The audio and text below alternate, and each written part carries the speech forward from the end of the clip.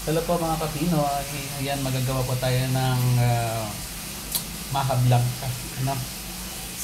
Gumamit po ito dito na kasirola. Kaya hindi to kasirola. Ano to?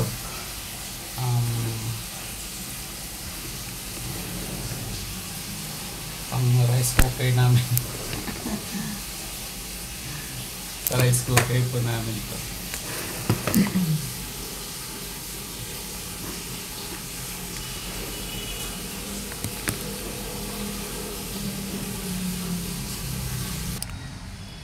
Hello mga Kapinoy, ayan, magluto po tayo ng maha. So, ilalagay ko na po itong pakanggata.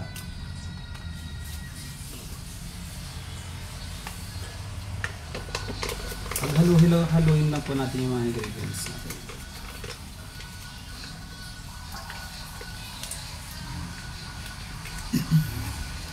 Pwede ito yung pang negosyo mga Kapinoy. So mayroon pa tayo dito evaporated milk 410 ml. Ilalagay na po natin.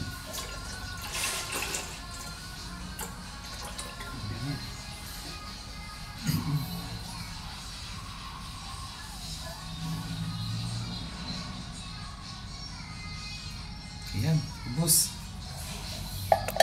Tapos mag-drain po tayo ng whole kernel po lang. Kernel po ang gagamitin ko. So, ayan po. Whole kernel po yan.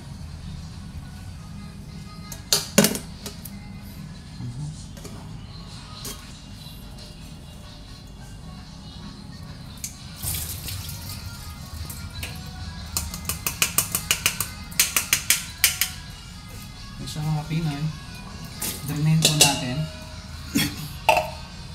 Mabilis lang yan kasi tsaka isang buong Alaska condensada 370 grams. Itong maliit na yan. Buhos natin lahat to.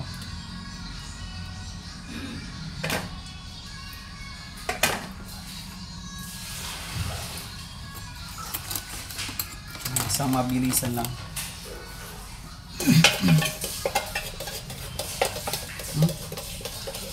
Talsik.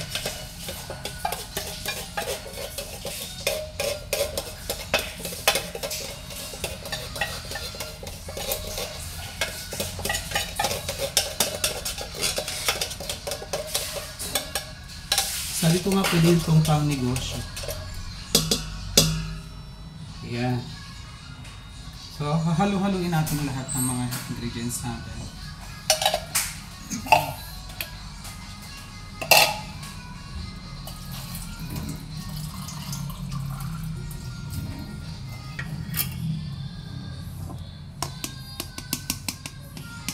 Tapos gumamit po ako ng 2 1/2 cups po ng flour.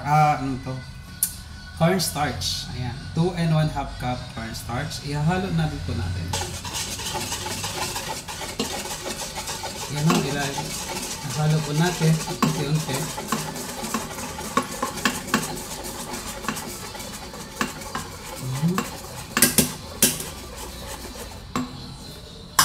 Ang ginamit ko pong cornstarch, ito po.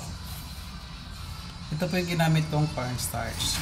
Ayan. Cornstarch. Maya po, cornstarch for baking and cooking. So haluin lang po natin siya hanggang sa matunaw. Wala na mamumuko. Dadagdag na po natin yung, gumamit po ako ng 1/2 cup ng sugar.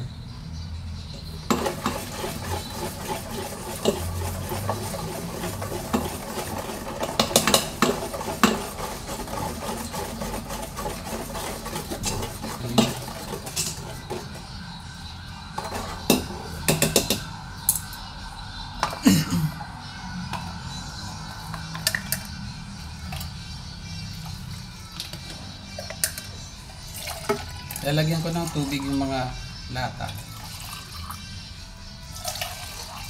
Yan, sayang naman may ano pa yan. So this is for 1 cup po. Another 1 cup tubig. Instead po na pangalawang gat ang gagamitin po natin, so wala po tayong pangalawang gat, magdagdag na lang po tayo ng another 1 cup po ng water. So yun, talagang matamis na siya. So inano ko lang, sinimot ko lang yung mga gatas doon sa sa lata. So ngayon, it's time for cooking. I-ano natin sa medium heat lang. Medium heat lang po. So halo-haloin lang natin po mga kapinoy ang ating mixture hanggang sa manlapot na siya.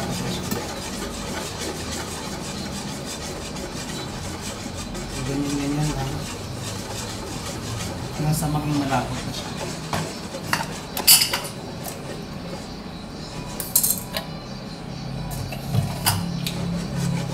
Hindi po natin lulubayan ang paghalo para talaga mas masarap yung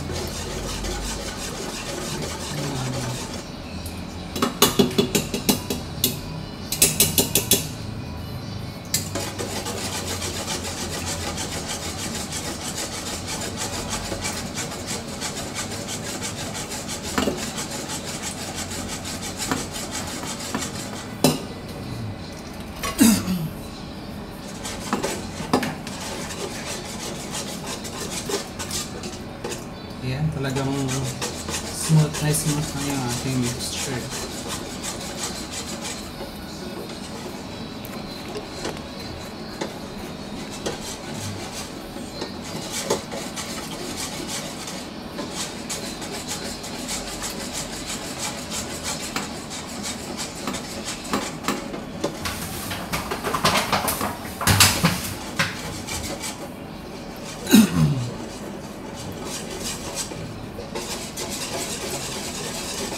Dagdagan natin ng init.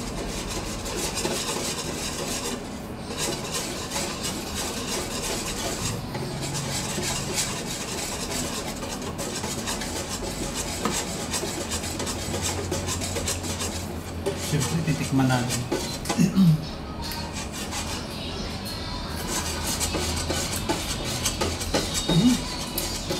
Sarap. Okay na po yan. Hindi siya gaanong matamis. Ayoko nang magaganong matamis kasi nakakaumay. Tapos tatamis pa siya mamaya pag namuna po ang ating mixture.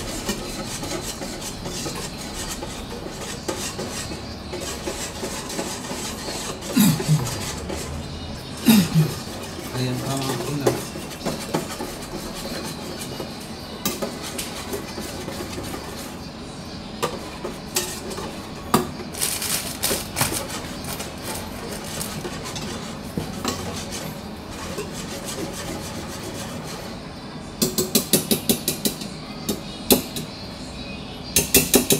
Ito na po yung gagamitin natin.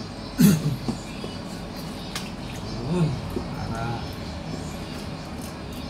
so wala nang namumuo.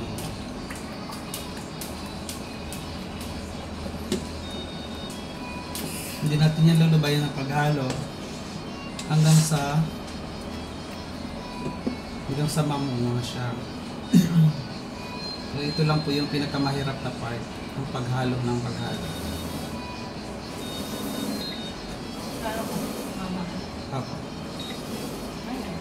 Blanca. So, malapit na siya, namumuo na siya. Pinoy.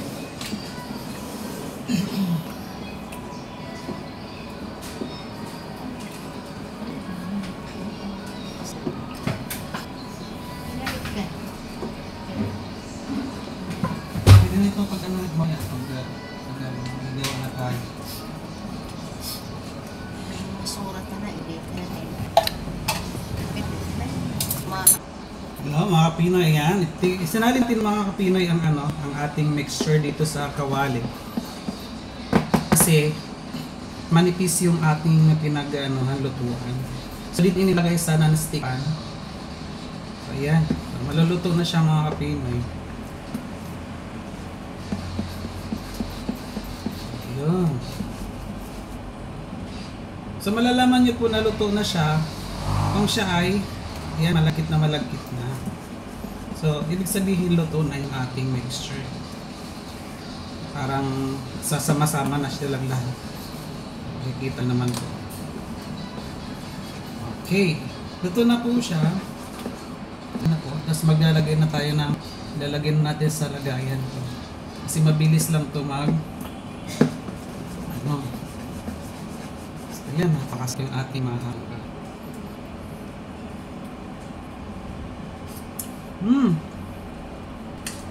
Tapos. So yan, tapos lalagyan natin ng cheese sa iba. Ayan na po. Ang ating maha blanca.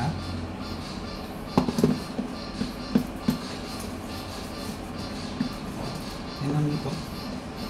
Nagsasama-sama na siya. Tapos napaka-smooth na ng ating mixture. Kasi kanina nahihirapan ako maghalo kasi matataktak nga siya. Dito siya i-mix. Yung maayos. Yun. Lagay na natin. Lagay natin sa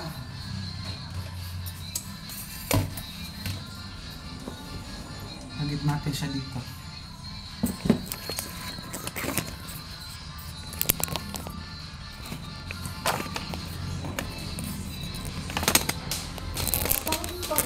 Ma, ganun na. Papakita ko yung ayan. Siya na eh. Yan ang mga kapinay, lagyan natin dito sa Uy. yun, sarap. Anay na. So, ayan. Ano? Yung halo-halo lang. Ayan. As mga kapinay, lalagyan natin siya ng ayan na. Sura na yung mga palit. Ayan. Ayun, dito. Ayan. Lagyan na natin ngayon ng cheese.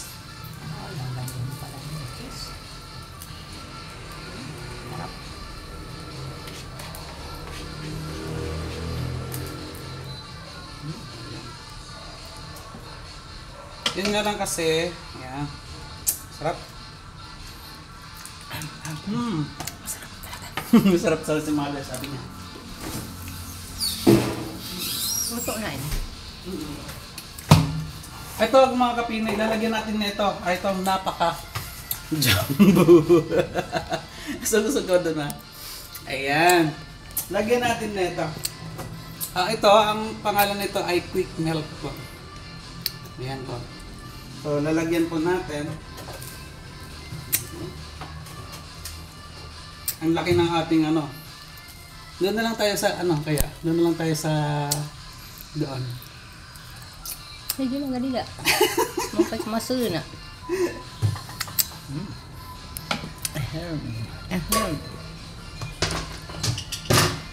Yan. So, wala tayong grinder no. May panggadgad ba tayo? Wala. Hindi pala eh. Kaso nga lang, quick milk yung ating. Hindi pala tayo nakabili pala dito. Nabili pala tayo dito ng bagong-bago pa. No?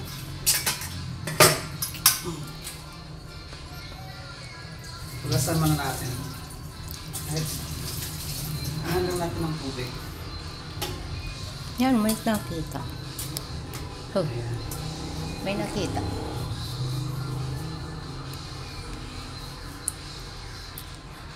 Ayan. So, mga kinay. Okay. See, i-grate na lang natin ito.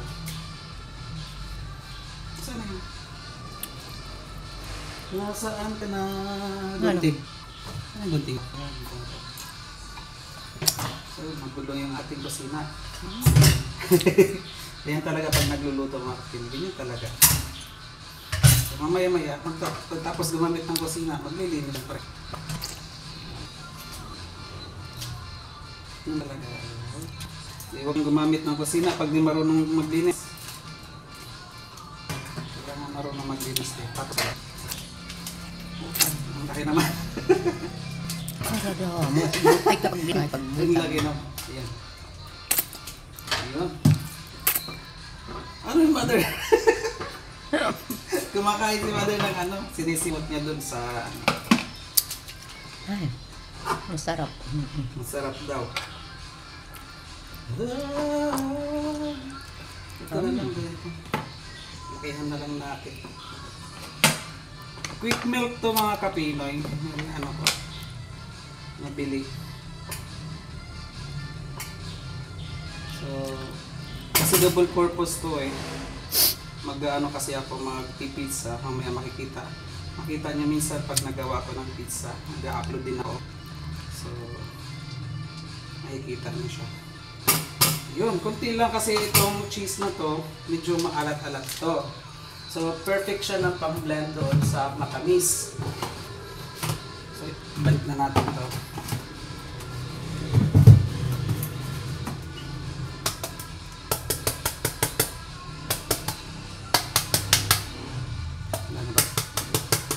Yun. So, lagyan na natin. Uy, may bawas. Yan.